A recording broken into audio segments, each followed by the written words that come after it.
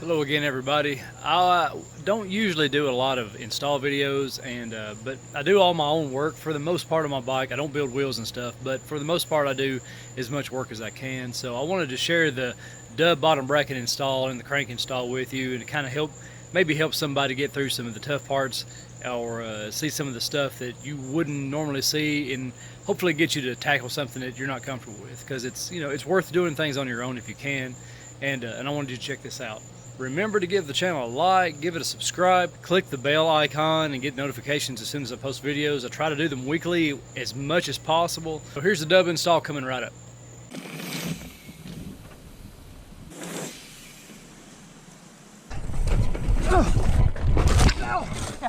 Alright, so bottom bracket, 92mm PF92, it's a press fit bottom bracket. I'm going to go over the quick install of this. It's really not that hard. This will be the second time I've done this though, and for various reasons I had some creaking going on, so I've removed the original bottom bracket, or the DUB bottom bracket that I had fitted in this guy. Got a new one because the bearings got damaged, and I'm going to reinstall today and kind of go over a less than ideal setup. So when you need to install a press fit bottom bracket, you need certain tools. Before I had used a carriage bolt, washers, and it is effective. It worked just fine. You just have to be mindful. It's a little hard to line up. This time I bought a Wheels Manufacturing bearing press with built-in drift. Now what I failed to think about before I bought this bottom bracket, which is a DUB 28.99 or something, whatever, new standard, another new standard, is that you have the drift doesn't ideally fit to press the shell.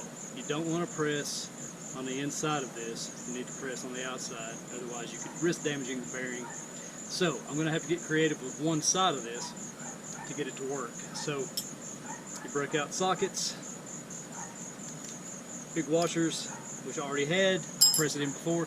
I got it to press in before without issue, so this shouldn't be any different. Actually a little easier because of these on the bottom bracket shell. As you can see, pressing from that side will be a perfect fit. Very well centered. I believe that is 41mm diameter. So let's get to it. Okay, first thing I'm going to do, throw on a good glove. Gonna have to get some grease inside of this. This guy's clean, a little scratched up, but he is clean, ready for install.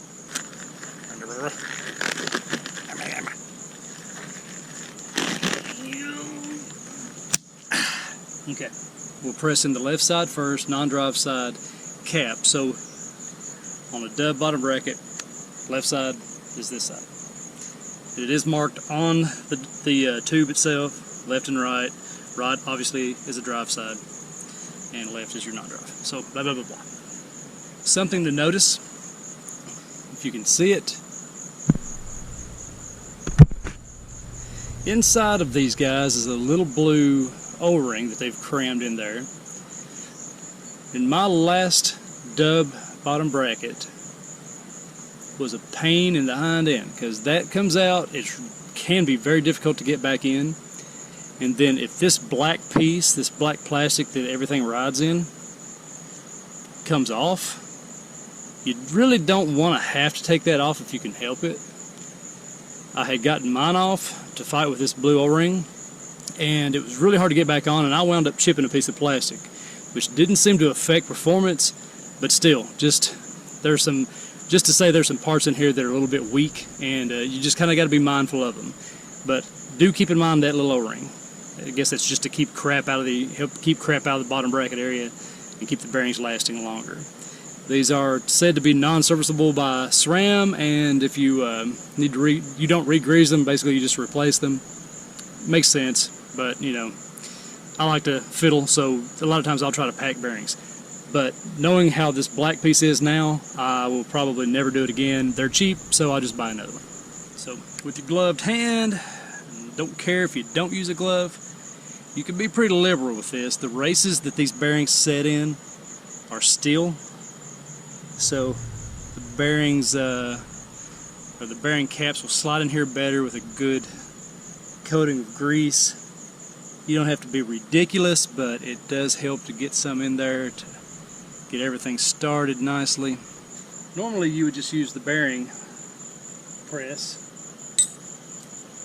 and caps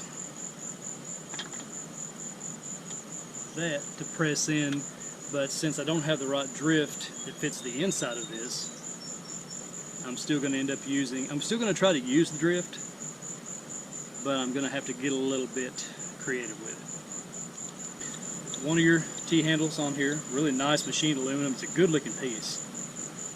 And it's just a 3/8 inch threaded rod. There's nothing magical about that, but you know, these handles are well manufactured, well machined, very smooth feeling, very nice. Pretty happy with it. And they're not expensive, so even better. It fits right in there. I like that. That's pretty slick. So let's see. Now it's clean. I'm not putting any grease on this guy at this point. I've got grease inside of the cap pretty liberally. I'm going to get that kind of where it is centered. Woo!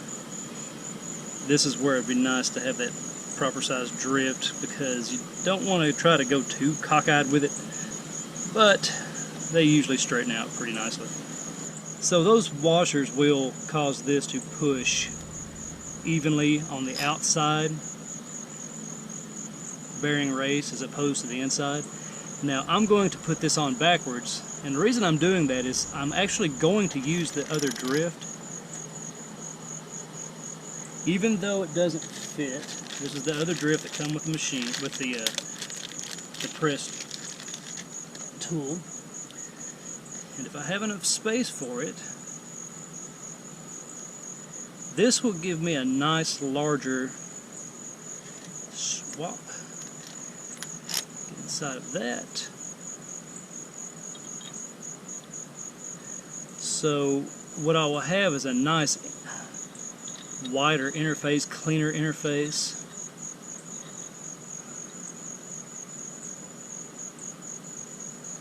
That presses on more surface area of these washers by using this drift, this socket, which, by the way, is a 15/16 socket. Kind of keeps everything a little more centered, and I just saved maybe about $30 because that is pushing straight on, as clean as it can be. And man, so much better than just the carriage bolt and washers. So much better. Much quicker work. You just spin it on until the bearing, rather the case around, slides right on beautifully. And then I'm going to remove this side carefully, because those threads can hit that blue O-ring I keep warning you about, and you don't want to scrape it or tear it apart. Fragile. Gently slide all that contraption off, and watch that O-ring, and you have a nicely pressed in bearing set. And I mean, it went in nice. Wheels Manufacturing, good job. Just get DUB included on this guy. There's no need to buy a bunch of other races. Hopefully they can do that without too much muss or fuss. So, okay, now let's get the drive side. Also, by the way, people's opinions may differ on this. I use just a marine grease. I don't go hunting for a specific bike branded grease, because it's pretty much a, you know, it might be different with carbon. I know you got to use certain things with carbon. I don't use carbon. I have an aluminum frame. I've been happy with aluminum because I don't need every advantage to my riding. I'd rather have good component spec and aluminum frame. Aluminum has not all of a sudden become a bad alloy to use for a frame. So, anyway, glove done. That done. And I'm going to clean that face side off. There. So now Put the tube right side into the frame carefully.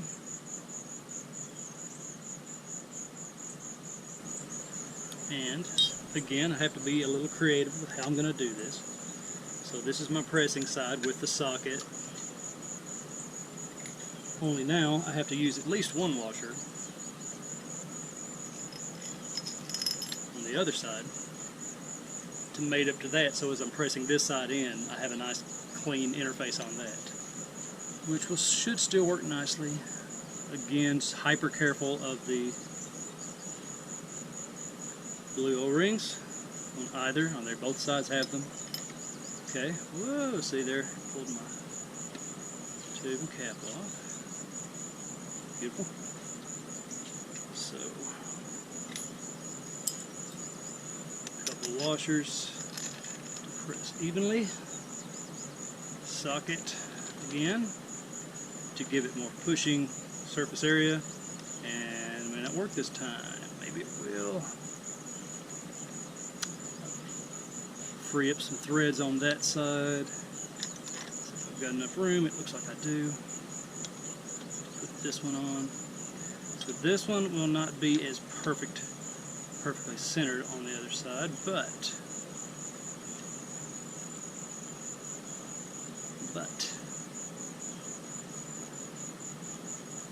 if it starts straight, it should work pretty nicely, and it appears to be going in perfectly even. I'm not putting any pressure on the bearings themselves, just on the outside race and then the cup, which is pretty slick. The socket really helps, guys. And again, you just go until it's flush. I really like this Wheels Manufacturing tool. Quite a bit good to say about it. This was a much easier install on this go around because of it.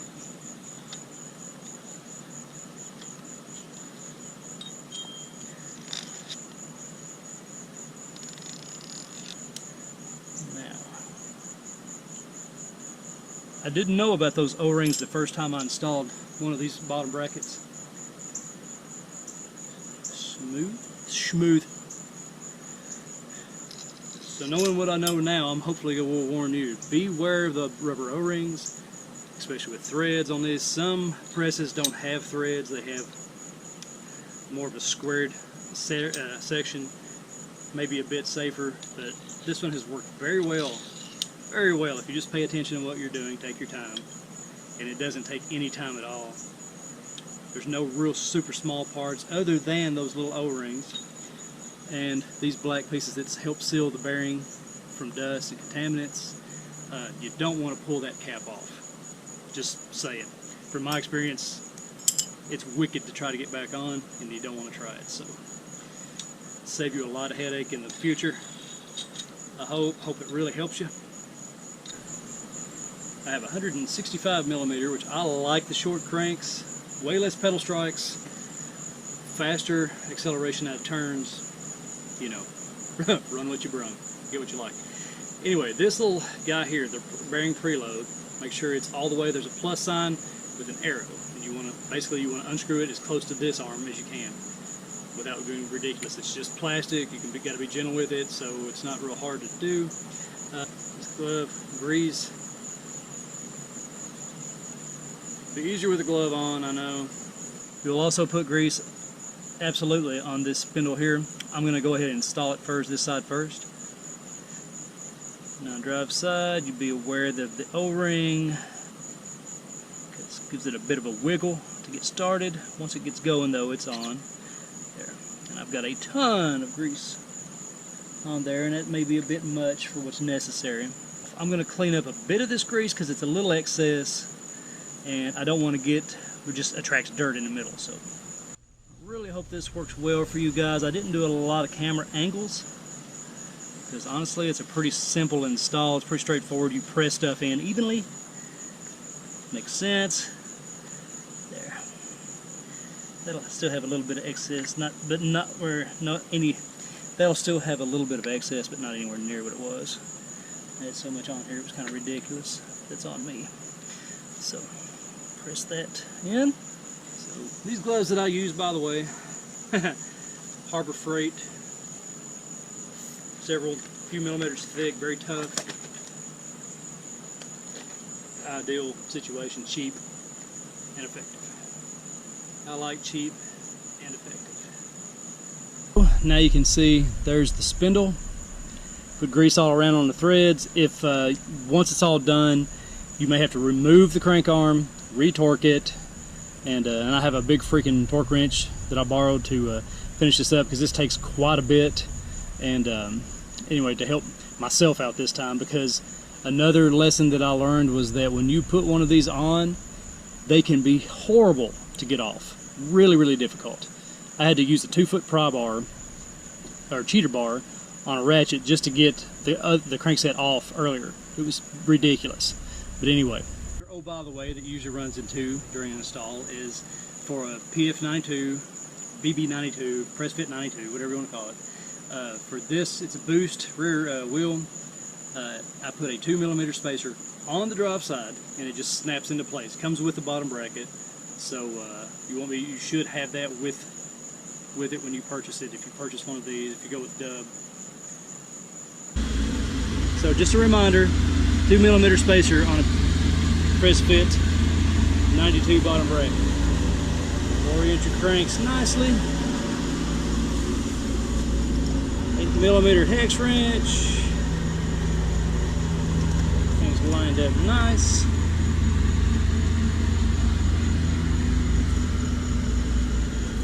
$40 foot-pounds. I think that's 54 Newton meters and 400 and something inch-pounds.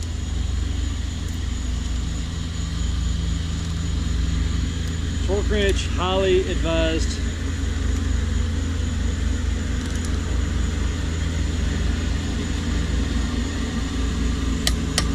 That's quite a bit that I probably, to be honest, was putting more before using a torque wrench. But again, this torque wrench is super long, gives me a lot of leverage. Now, you tap the drive side,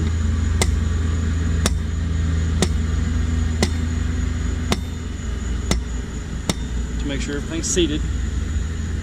Then, on the non-drive side, you turn the bearing preload just till it touches. You don't bear down super hard on that. SRAM is specific on their video about not over tightening this guy here, and that's no joke. Learn from my mistake. These two pieces only need touch, and if you can see this on mine, I had already over tightened it on a previous install, so I have to be uber careful. Honestly, I need to replace this piece because I'm extremely close to breaking mine. It doesn't take much. At that point, you check for play by wiggling back and forth just like you would any bottom bracket. And I can't detect any play. I'll ride it and see what I feel. So there it is. Crank's been installed. Bottom bracket has been installed.